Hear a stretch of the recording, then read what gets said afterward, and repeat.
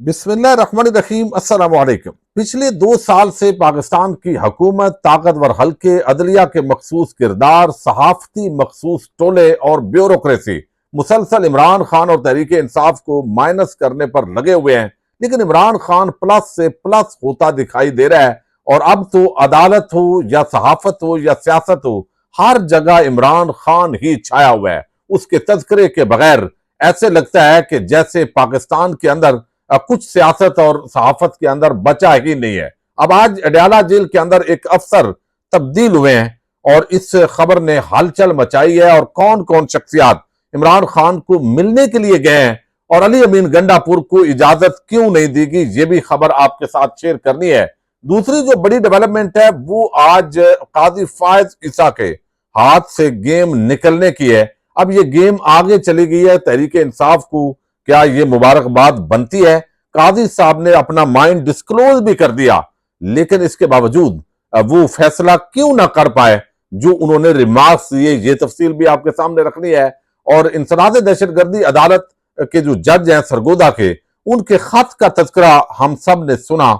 आज इस पर लाहौर हाई कोर्ट ने एक फैसला जारी किया है, लेकिन जज साहब के जो असिस्टेंट हैं उनके साथ नामालूम अफराद ने क्या किया, ये एक तहलका खेज इंकशाफ किया गया है। इसकी तफसील भी आपके सामने रखूंगा। उम्मीद है आप वीडियो समाप्त करेंगे और अपने कीमती फीडबैक से जरूर आगाह करेंगे।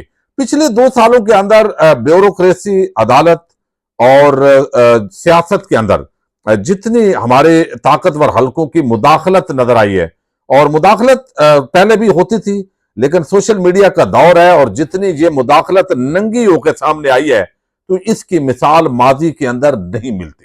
बहुत सारे लोग कहते हैं ज़ियाउल हक के जमाने में ऐसे होता था, अयूब के जमाने में ऐसे होता था। भाई जरूर होता था, लेकिन अब तो ऐसा महसूस होता है कि जैसे चूंकि इतने लोगों को ये इल्म नहीं था, किताबें लिखी गई, बाद में उनको नॉलेज हुआ कि ये कुछ होता रहा है, लेकिन उस वक्त अखबारात थे, पीटीवी था, उनको मैनेज किया जा सकता था। क्या आपने लिखना है, क्या आपने बोलना है, तो ये महदूद किस्म की जो है वो सरगर्मियां थी। लेकिन अब सोशल मीडिया पर सब नजर आ रहा है कि आलिया हमजा और सनम जावेद को क्यों रोज घुमाया जा रहा है, डॉक्टर शहबाज गिल और अजहर मिशवानी के भाइयों को क्यों उठाया जा रहा है। अब ये मौजूआत डिस्कस होते हैं और आज इमरान खान के एक पॉलिटिकल एडवाइजर वो शहबाज गिल के भाई हैं, उनको भी उठा लिया गया है। ये खबर भी सामने आई है। अब ये सारा कुछ जो कुछ हो रहा है, तो ये इसके साथ सिर्फ ये नहीं, क्योंकि तहरीक इंसाफ के हवाले से बहुत सारे लोग, हमारी भी दरमियान के अंदर ये राय थी कि इस्तीफे नहीं देने चाहिए थे।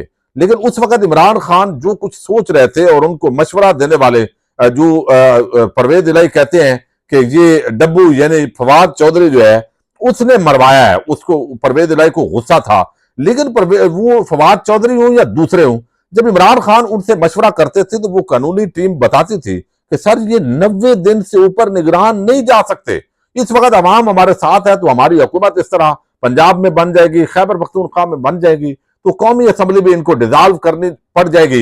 लेकिन उनको ये अंदाजा नहीं था कि ये इस वक्त जो एक नया, एक किस्म के, एक अजीब किस्म का martial law, hybrid martial law या मार्शल लॉ प्लस जो भी इसको टाइटल दिया जाता है, ये तो जजेस को भी पकड़ लेगा, ये तो वकला को भी उठा लिया जाएगा, ये तो सहाफियों की आवाज भी बंद करेगा, ये तो वक्त पे इलेक्शन भी नहीं होने देगा और उसको जो कब्जा ग्रुप होगा वो कैसे उन्हीं का होगा और उनका कुछ बिगाड़ भी कोई नहीं सकेगा। यानी आप मोहसिन नकवी या अनवार काकर, उन्होंने नाजायज गैर कानूनी तौर पर पाकिस्तान पर कब्जा रखा, उसकी कोई जस्टिफिकेशन नहीं है, लेकिन उनका कोई बाल बेका भी नहीं कर सका। तो ये आइन शिकनी जो है ये सारी होती रही। अब जज जो है इंसदाद दहशतगर्दी अदालत का, उन्होंने ये खत लिखा है, लेकिन आज जो लाहौर हाईकोर्ट के चीफ जस्टिस से मलक शहजाद साहब, अब ज़ाहिर है अभी तक वो कागजों के अंदर चीफ जस्टिस ही हैं, कल जब वो हलफ उठाएंगे सुप्रीम कोर्ट का तो फिर वो चीफ जस्टिस नहीं रहेंगे। लेकिन अब जो है उनका चूंकि प्रॉपर नोटिफिकेशन जो है किसी भी लम्हे हो सकता है। अब इस तहरीरी फैसले के अंदर जहां जज साहब ने अपना रोना रोया, तो साथ उस खत का वो हिस्सा भी आज हाई कोर्ट के फैसले के अंदर सामने आया कि जो जज का असिस्टेंट था उसके साथ भी बहुत कुछ बीती, उससे भी फैसला लिखवाया गया या लिखवाने की कोशिश मतलब है की गई। अब ये जो जज हैं वो कहते हैं कि असिस्टेंट मुनीब अहमद जो है उन पर यह क्या क़यामत गुजरी है, इस हवाले से इस फैसले के अंदर आज इंकशाफ हुआ है। और तशवीशनाक अमर यह है कि 13 जून को एक और खसूसी रिपोर्ट भेजी गई। ये 13 जून को भेजी गई है। तहरीरी हुक्म के अंदर करार दिया गया। ये रिपोर्ट इंसदाद दहशतगर्दी जज मोहम्मद अब्बास के असिस्टेंट से मुताल्लक थी। ये तहरीरी हुक्म के अंदर आज बताया गया है। रिपोर्ट में बताया गया कि 11 जून को रात 11:15 पर 11:15 पर 11 जून की रात 6 से 7 अफराद सिविल कपड़ों में आए। तहरीरी हुक्मनामा मैं आपके सामने रख रहा हूं आज के उस फैसले का जो पहले डिस्कस नहीं हुआ। मुनीब अहमद से सादा लिबास में मलबूस अफराद ने जज इंसदाद दहशतगर्दी मोहम्मद अब्बास के फैसलों बारे सवालात किए। ज़ाहिर है वो जो असिस्टेंट होता है वो सारा कुछ लिख रहा होता है, नोट्स ले रहा होता है, वो उसके बिहाफ पे फिर जो है वो फैसला लिखा जाता है, डे बाय डे आर्डर जो है वो लिखे जाते हैं, तो उसको सारा मालूम होता है। तो उन्होंने कहा जज को बाद में देखेंगे, साथ यानी पहले ये जो असिस्टेंट है इसको जरा देखेंगे ये लिख क्या रहे हैं, फैसला क्या देने लगे हैं, क्या कुछ हो रहा है। तो यहां पे जो है मोहम्मद अब्बास फैसलों बारे सवालात किए। मुनीब अहमद को मजबूर किया गया कि वो पिछले सफे पर लिखे, कि वो यानी फैसला लिखवाने की कोशिश हुई। मुनीब अहमद ने लिखा कि इस अमल से उसकी फैमिली और खास तौर पर बच्चों पर गहरा असर पड़ा। यानी सिर्फ जज नहीं डट गया बल्कि जज का असिस्टेंट भी डट गया। ये लोग जो है ये असल जो है वो इनको अप्रिशिएट करना चाहिए। यानी यहां पे एक तरफ आप देखिए इस्लामाबाद हाईकोर्ट का चीफ जस्टिस को देखें आप, और काजी फायद ईसा साहब के किरदार को देखें, और एक तरफ इन लोगों को जो लोअर कोर्ट्स के अंदर हैं इनका हौसला देखें। मुनीब अहमद लिखता है कि इस अमल से उसकी फैमिली और खास तौर पर बच्चों पर गहरा असर पड़ा।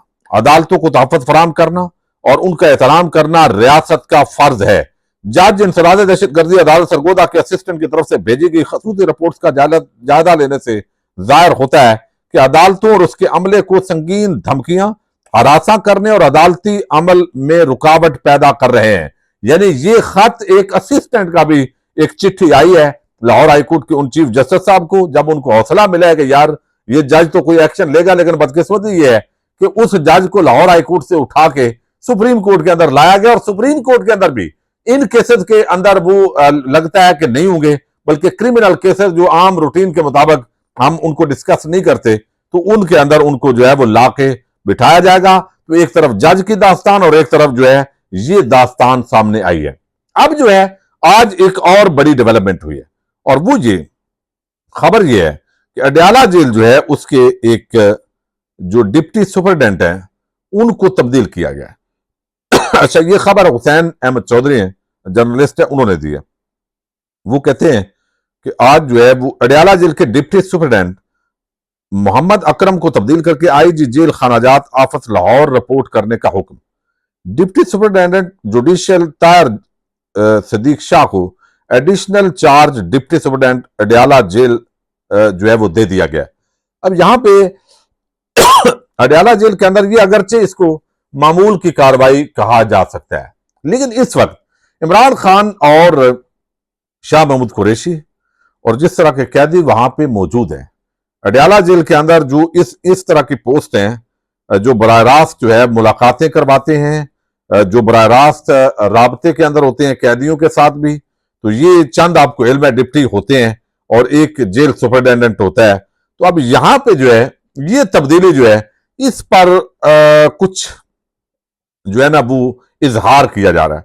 इमरान खान आपको इल्म है कि कैमरे की तरफ देखकर वो कहते हैं जो है ना वो एक शख्सियत का नाम लेते हैं, कर्नल साहब जैसे वो बोल देते हैं, तो ये उनको कह दें तो वो चूंकि ऑलरेडी ये दावा कर चुके हैं सुप्रीम कोर्ट ऑफ पाकिस्तान के अंदर भी इमरान खान कि इसको एक खुफिया एजेंसी पूरा कंट्रोल कर रही है अडयाला जेल को।